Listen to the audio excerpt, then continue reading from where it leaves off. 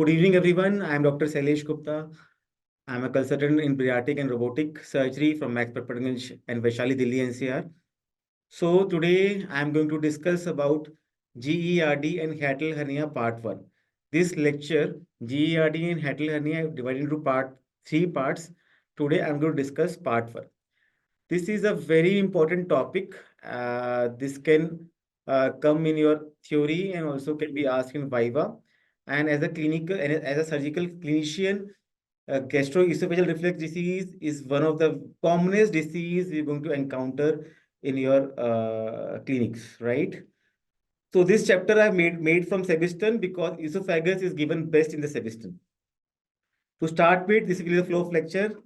So I've simplified the text. There will be some MCQs in the form of pre-test, and the answer will be given in the post-test, right? So what I'm going to teach you, I'm going to teach you about the pathophysiology, clinical feature, which will include typical clinical features and some atypical extraesophageal clinical feature. I'm going to discuss about how we're going to evaluate the disease, right? So in which we're going to discuss about ambulatory pH and impedance monitoring in detail. We're going to discuss about endoscopy role in GERD and also about barium study. Just remember that we discussed manometry in detail in the previous lecture. So this time I'm going to discuss about pH and impedance manometry in detail, right? So coming on, starting the lecture. So first is pathophysiology, right? So these are the pre-test. What is the distinction between physiological reflux, that is GER, and pathological reflux GERD based on? So physiological pathological में क्या difference है, distinction कैसे हम करते हैं? It depends on size of hiatal hernia. It depends on presence or absence of mucosal damage in the esophagus. Its difference lies in the LES pressure measurement or total amount of esophageal acid exposure. Patient symptoms gives a difference between the physiological and the pathological reflux. Next question is, which type of hiatal hernia is the most common? Type 1, type 2, type 3, and type 4. So I would request the student to please write their answer in the chat box. Question number 3, what is the primary reason for hiatal hernias being often associated with GERD? So hiatal hernia के अंदर reflux disease क्यों होती है? So presence of mucosal damage in the esophagus, abnormal anatomy compromising the efficacy of the LES, increased intra-abdominal pressure, or hypotensive LES. So in out of these four, what is associated with hiatal hernia that is causing the gastroesophageal reflux disease, right? Question number 4, what is the role of sling fiber of gastric cardia in the lower esophageal sphincter surrounding the esophagus during the inspiration? Sling fiber constrict the esophagus during the swelling. Sling fiber contributes significantly to the high pressure zone of the LES, and sling fiber transmit the intra-abdominal pressure to the GE junction. So how the sling fiber of gastric cardia contributes in the LES, right? So just remember that. What is the basic pathophysiology of GERD? So basically in body, there are two anti-reflex mechanism. Basically दो तरीकों से body reflex को बचा रही है. Number one is lower esophageal sphincter is a main factor which prevent the reflux from the stomach to the esophagus. Number two is spontaneous esophageal clearance. There is a peristalsis, there is a contraction basically which leads to anti-reflux. So these are the two mechanisms by which GERD doesn't happen. But if there is a failure, this leads to gastroesophageal reflux disease. So now I'm going to discuss in detail about the lower esophageal sphincter. हम LES के बारे में details में पढ़ेंगे. So basically, lower esophageal sphincter is a high pressure zone. It is not a distinct structure. Basically, distal esophagus के अंदर जो high pressure zone होता है, that is lower esophageal sphincter. It is not a distinct structure, right?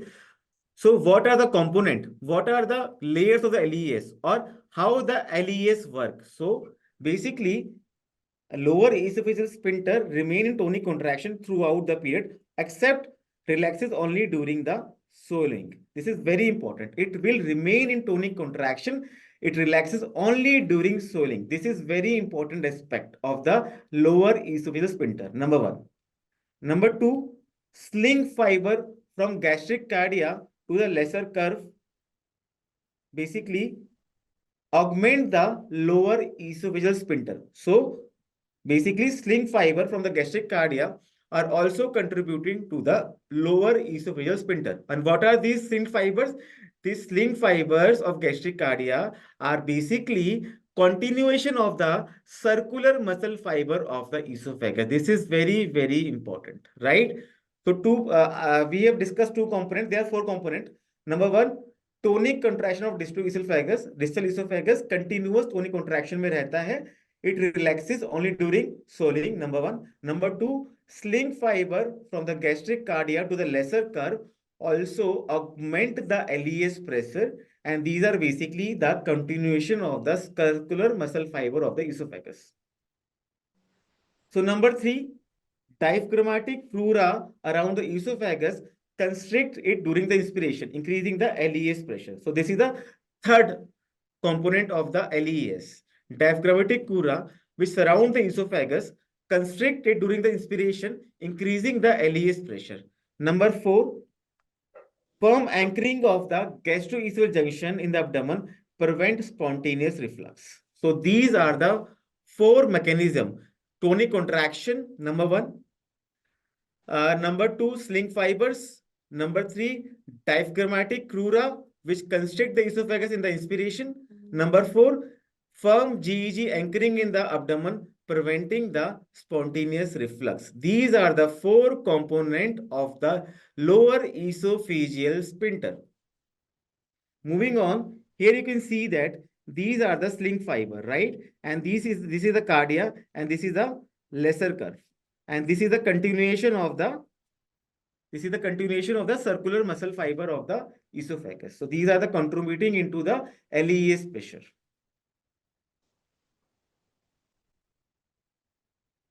So what is GER? GER is the gastroesophageal reflux.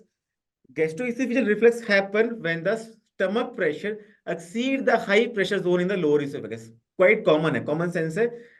कभी भी reflux high pressure से low pressure के अंदर होता है, तो स्टमक का प्रेशर जब बढ़ जाएगा इसोफेगस से तो रिफ्लक्स होगा. So what are the conditions which leads to the GER? Number one, hypotensive lower esophageal sphincter, lower resting pressure. Number two, spontaneous LES relaxation without esophageal contraction. This is quite obvious. ठीक है, आपका LES का tone ही बहुत कम है जो reflex को नहीं रोक पा रहा है. Number two, besides swallowing, there is a spontaneous LES relaxation in other instances also. This is leading to the reflux, right? So these are two basic mechanisms which is leading to the reflux disease. Just remember that hiatal hernia often accompanies hypotensive LES, but it can occur even without herniation, right?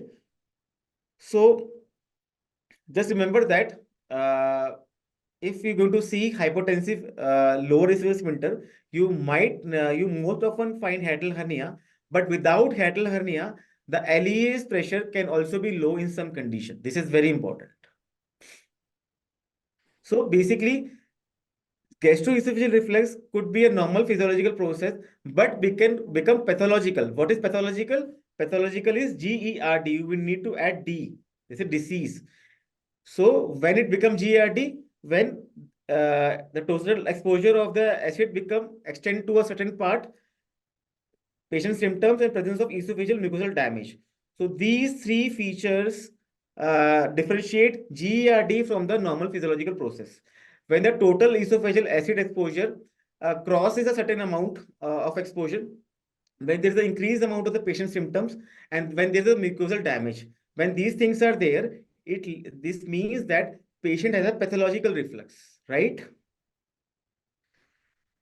So as we discussed earlier, hiatal hernia often causes GERD, and why this happened? Because of the LES insufficiency. And why the hiatal hernia causes LES insufficiency? It causes lower esophageal sphincter insufficiency due to abnormal anatomy. Just remember that abnormal anatomy in the hiatal hernia leads to lower esophageal sphincter insufficiency that leads to GERD. So what are the types of hiatal hernia? Type 1, that is sliding hernia. Gastroesophageal junction move upward into the posterior mediastinum due to the laxity of the phrenoesophageal membrane. This is very, very important. There is a laxity of the phrenoesophageal membrane which leads to upward movement of the gastroesophageal junction into the chest. This leads to type 1 sliding hernia, and type 1 sliding hernia is the most common type of hiatal hernia. And what is the paraesophageal membrane?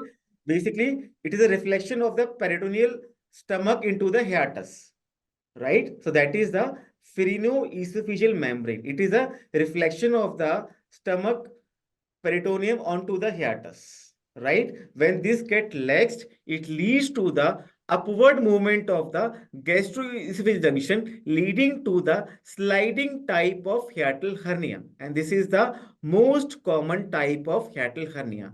And remember, my friend, type 2, type 3, type 4 are known as paraesophageal hernias, right? So these are the paraesophageal hernia, right? These all type, these 2, 3 are the paraesophageal hernia. So in type 1, gastroesophageal junction remains in the abdomen, but gastric fundus moves up. In type 3, both gastroesophageal junction and fundus both are moving into the mediastinum. And type 4, any viscerals mean like small intestine, colon,